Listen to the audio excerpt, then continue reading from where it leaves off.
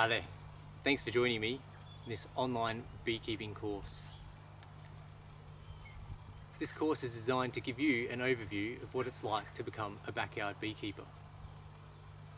I'd like to teach you some of the things that you do and don't need as a beekeeper before you go out and spend money just because somebody says to you, you need to go and buy this fancy kit or this 13-in-1 set of tools, save yourself 50 bucks. Come with me on this journey. I've got two aims. First of all, I want you, by the end of this course, to understand what you need to do to be a beekeeper. I want you to feel confident that you can go out, set up a hive yourself, and then start working through that colony. Hopefully the only thing that you won't have is the hands-on beekeeping experience. Everything else, you should be good to go. My second goal for this course is to save you more money than what this course cost. I'm going to teach you the tools that you really do need and those that you really don't need. I'm also going to show you how to extract honey from your hive for just 50 bucks. You don't need to go out and buy expensive equipment to do this. Honey can be a very easy, simple process to remove from colonies. Hopefully, you can learn from my mistakes. I've got some tools behind me in my face-to-face workshop here that I bought when I first started beekeeping and I've never used because I was told you need to have an electric uncapping knife, you need to have a bottling tank when I first started, and that's rubbish. I'm going to help you avoid my mistakes. This course is broken down into a few short modules. We're going to run through things like beekeeping equipment, the essentials that you do need to start beekeeping. We're going to talk about some of the things that you don't need as well. We're going to talk about how you go about lighting your smoker so that you can do it properly without burning your eyebrows off and without setting a fire.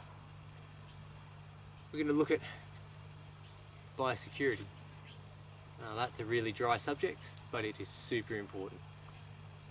In Australia we have some of the strictest biosecurity laws, and that has kept our bees safe for a long time. We're also going to look at how to source your bees. As a new beekeeper, where do you go to get your first colony? I'm going to explain that to you. I'm also going to explain, once you've got that colony, generally in a box, how you go about getting that into your hive ready to go. We're going to go through a few bee inspections, hive inspections. You're going to watch me and I'm going to talk you through what I'm looking for. Hopefully we'll see a queen amongst it. Might even see some male bees. We'll definitely see lots of female bees. We're also going to talk about bees and water. Water is very important to bees. They definitely need it. As I've touched on, I'm going to teach you how to extract honey with very little equipment. Finally, we'll do a bit of a wrap up.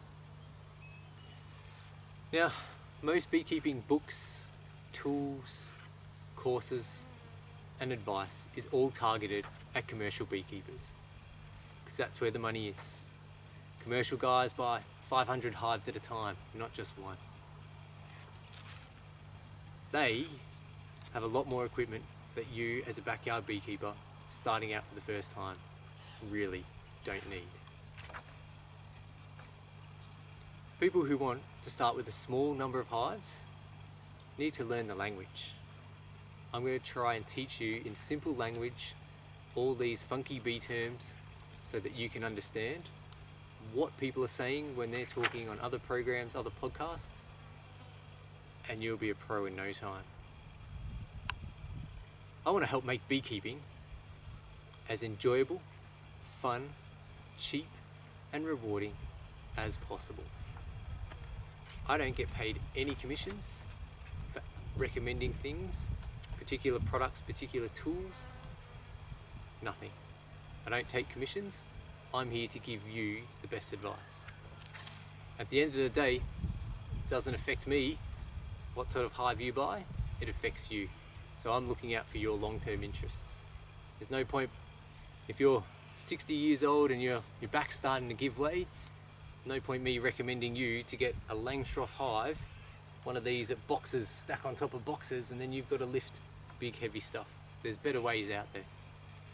Likewise, if you can't reach that high, there's hives out there. There's a hive for every beekeeper. Finally, beekeeping is not rocket science. It can be wonderful and a really enjoyable hobby. Bees have managed to look after themselves for hundreds of thousands of years without our interference. You just need to learn the basics, working with the bees and their natural cycles, following our biosecurity requirements, and having fun. Alright, let's move on to our first module.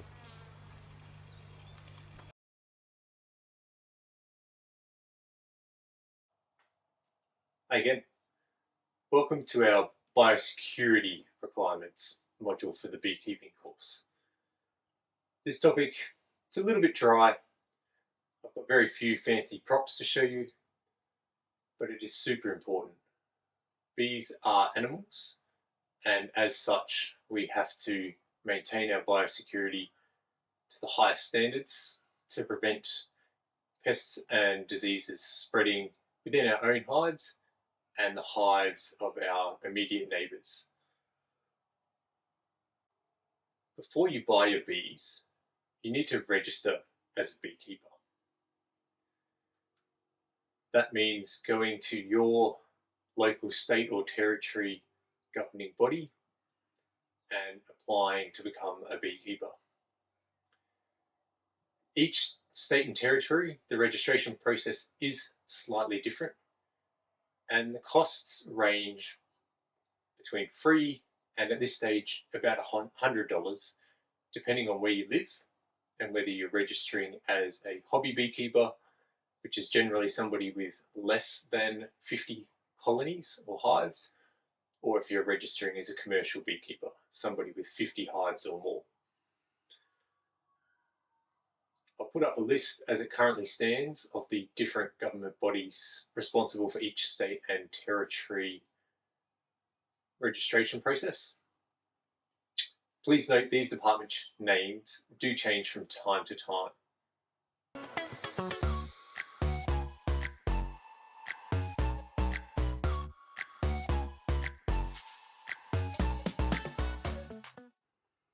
The main aim of having beekeepers registered as beekeepers is to control and manage pests and diseases. So if there is an outbreak, the governing bodies can reach back to people who have registered within a certain geographical location and put a notice out to them. Hey, varroa mites have been located in your area, you need to do additional testing, or something to that effect. It's a small cost, but it is a legal requirement and it is very worthwhile. So once you've registered as a beekeeper, you'll be given a hive number or a hive registration number. The wording is slightly different between each state and territory, but basically it's a branding number that you need to put on all of your hives. Now that's not to say every single box. Some hives have 3 or 4 boxes stacked high. In most states and territories, the legal requirement is that that number needs to be prominently displayed on one box.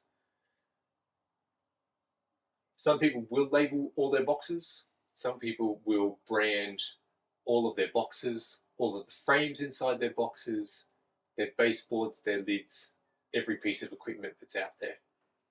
Generally, they do this as a theft prevention strategy, or if their equipment is stolen, that there's some way of identifying that it's theirs. these days there are microchips and GPS trackers if you're placing your hives not on your property that you can use to track them. But for most general hobby beekeepers, just having that hive registration number on one box in a prominent location, nice big letters so it can be read from a distance, is sufficient. There are a few ways of doing this. So you can paint it on, you could burn it on, you can stencil it on. For me, I use these Sharpie paint pens. You can pick these up from the hardware store for about, I think it's $6 or $7. One of these pens lasts me at least 2 seasons. It's a nice thick tipped paint pen. And at the start and end of every season, I just go over my hive registration number there. My preference, I put my hive registration number on the baseboards of all my hives. So the bottom board that all the boxes sit on top of. And the reason why I do that is occasionally I'll swap out a brood box or the box at the very bottom of the hive because it's old, I need to repaint it, it's broken, it needs to be thrown out, and I'll put a new box on top. If I do that and I'm not paying attention, I might replace it with a box that doesn't have my branding on it, my hive number. Therefore, I'm not meeting code. If my hive registration number is on my base, I've always got it on there. It's a little thing, it's a bit handy when you're moving boxes around. If you've only got one box or one hive, it's less of an issue. Not so much of an issue for my top bar hives because they're one big unit. The number's on there once and it stays on there. I'm not swapping those out. So that's only really relevant if you've got a Langstroth hive, and that includes Flow hives. Same again if you've got a Ware hive or a Worry hive, depending on your pronunciation. The paint pens we do have to do regularly, so it is slightly time consuming, but it's much cheaper than buying a branding iron or a paint and stencil. Just my preference, you do what works for you. So once you have your bees, you've got your hive registration number, there are some ongoing biosecurity requirements for all beekeepers. A great resource that we recommend is the Biosecurity Code of Conduct, or Code of Practice. This is issued by the National Bee Biosecurity Program. It's available for download. Some states and territories send it to you when you register as a beekeeper. This goes through all the things that you must do as a beekeeper, whether you're a commercial beekeeper or a hobby beekeeper. It breaks it down into things that everybody needs to do, and then for people who have 50 colonies or more, you have to do these additional things. This is a great resource. You should definitely read this before you start your beekeeping journey and actually purchasing your bees. So it goes over things such as the keeping records of your hive inspections, what you have to include, what you don't have to include. If you're moving your colonies or your hives between different locations, that includes when you buy or sell bees, what your requirements are there. It talks about identifying pests and diseases, which pests and diseases are notifiable, which means you need to go back to your state or territory governing body and say, look, I've found small hive beetle in my colonies. I've got 6 colonies. The most I found was 4 beetles in one colony. All the other colonies had less or not. Generally, that's an online form that you can fill in, but it does vary from state and territory. So have a look for your particular governing body. It talks about things like providing your bees access to water. and the minimum number of inspections you need to do per colony. At the moment, that's at least 2 inspections per year of your entire colony. That means all your brood frames, your honey frames, the whole lot. It doesn't count if you just lift the lid, check the top box, and don't check the bottom 2. Or if you've got a horizontal hive, you check 3 or 4 frames at one end. These twice yearly inspections that are a minimum require you to check through every single frame. It also talks about how you go about conducting regular pest and disease checks.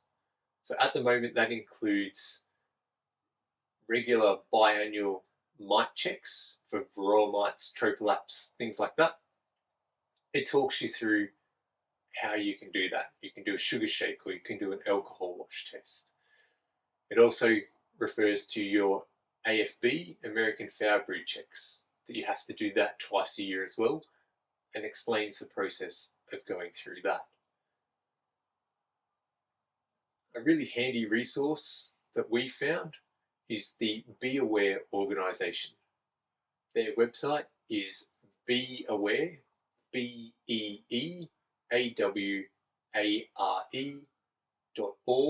O-R-G.au.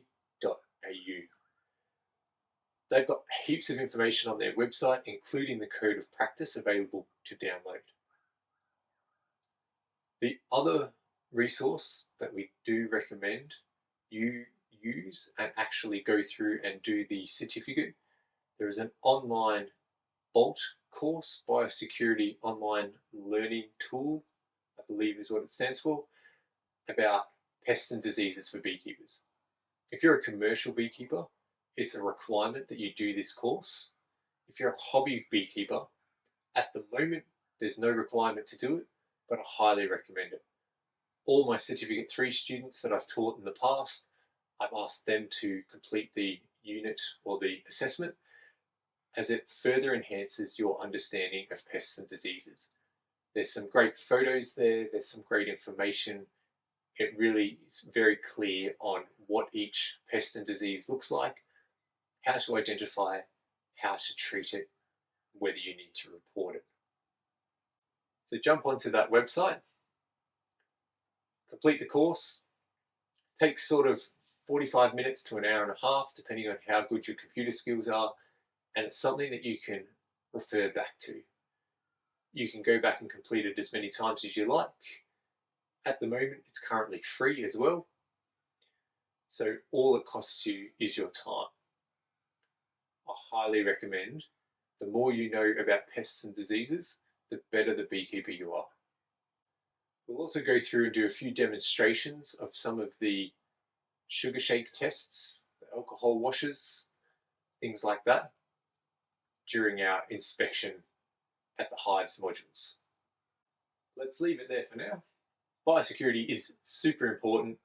We need to be following the Code of Practice, making sure we're keeping up to date with the changes as they occur, and being the best beekeepers that we can be.